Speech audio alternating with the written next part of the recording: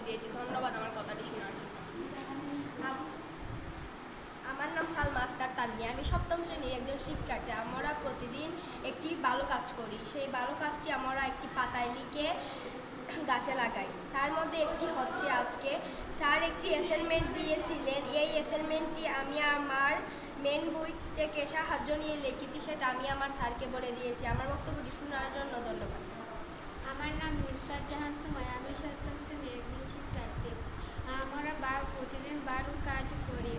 এই বালু কাজ পাতায় লিখে গাছে লাগাই।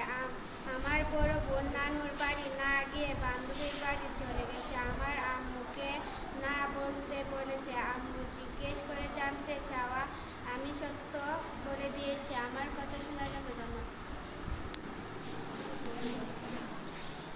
আমার নাম সৈয়দা হাফসা আক্তার নুরা। আমি একজন সপ্তম শ্রেণীর ছাত্রী।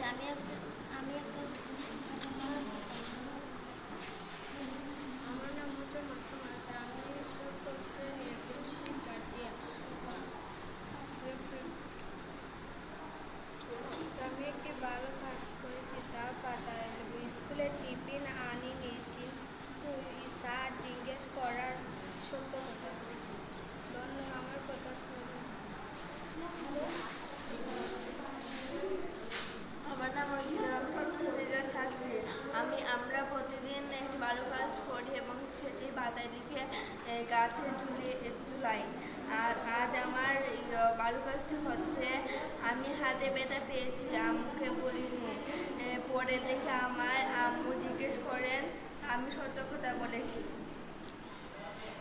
আমার নাম মোসাম্মদ তাসলিমা আক্তার। আমি সপ্তম শ্রেণীর ছাত্রী। আমি প্রতিদিন ভালো কাজ করি এবং সেই ভালো কাজটি পাতায় লেখে গাছে লাগাবো। আমার আব্বু আমার টেলারের কাছে কাপড় নিয়ে যেতে বলেছিলেন, আমি যাইনি। আমার আব্বু পরে জিজ্ঞাসা করেন, আমি সত্যি বলেছি।